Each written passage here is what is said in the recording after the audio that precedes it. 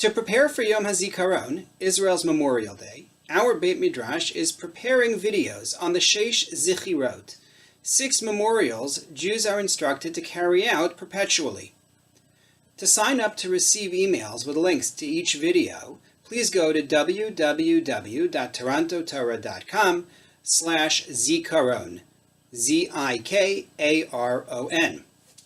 Each of these videos is dedicated to those who fell in the creation and ongoing defense of the State of Israel.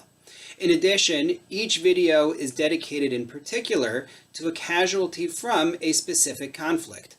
This video is dedicated in memory of Private Aryeh Arik Adir, Aryeh Ben Tzvi, a Palmach fighter who was killed on May 15, 1948, at the age of 18.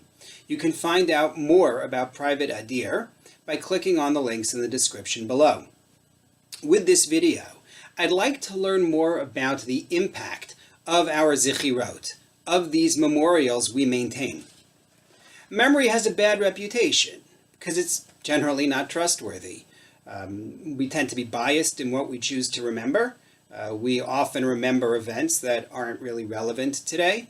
And frankly, people often lie about what they claim to remember. Voltaire is said to have said, history is, after all, only a pack of tricks we play upon the dead.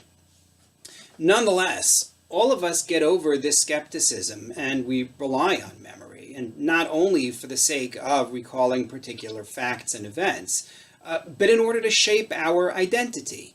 An infant remembers its mother's heartbeat, its mother's scent, and develops family attachments. Children remember what happens in their early interactions, and they develop healthy social behavior, or so we hope.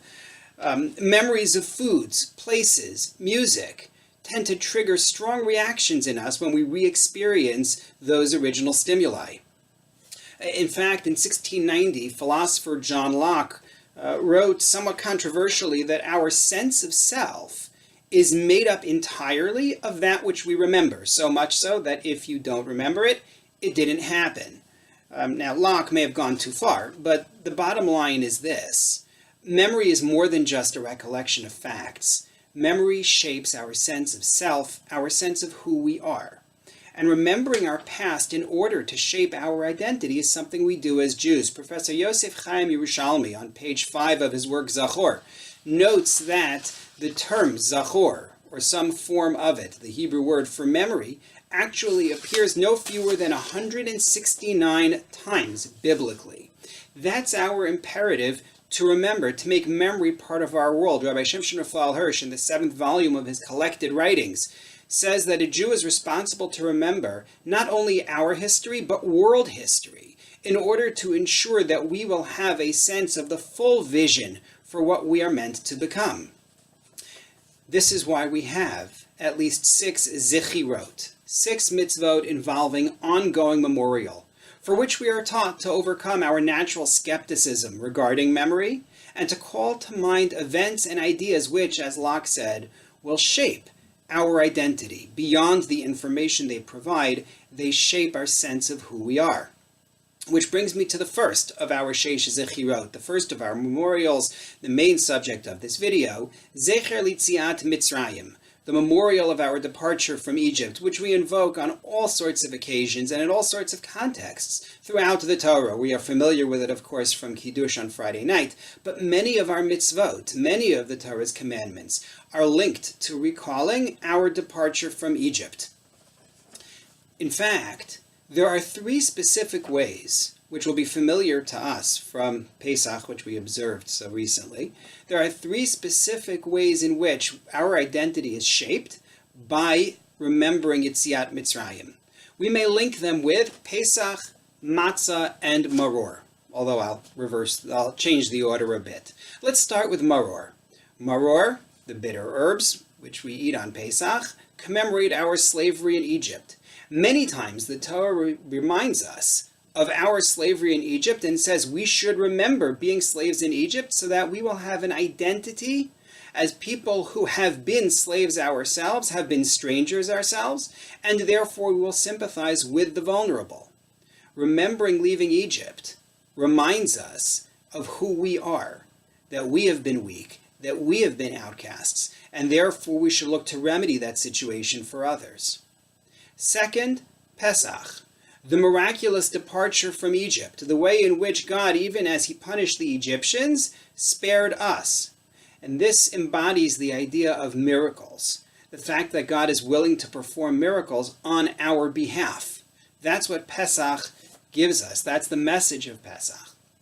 And that's a second element of shaping our identity. We are the people who embrace a God who performs miracles, and we envision that God performing miracles for us. And then third, Matzah, the journey after we leave Egypt, which the prophet Yirmiyahu describes as Lechtech acharai bamidbar be'eretz lo ziru'ah, following God in the wilderness in a land that is unplanted, following God on faith. We remember that departure from Egypt when we remember the matzah, and that memory shapes our identity as people who will act on emunah, who will act on faith. So it is with all of our zechirot, all of our memorials. We remember our rebellions in the desert, we remember our war against our first national enemy of Amalek, we remember Shabbat, and as we remember these events from our past, that adds layers to our sense of national and personal self. Recognizing the flaws of memory, may we carefully learn not only the facts of history, but also the identity that those events give us, as we do with our departure from Egypt, when we remember to sympathize with those who suffer, when we remember that God performs miracles, and when we remember as well that we are people who followed God on faith. The same idea of memory forming identity is seen on Yom HaZikaron, as we recall those who have fallen, again, for the creation of the State of Israel and its defense ever since. When we remember these heroes, we see ourselves as well. These are our family.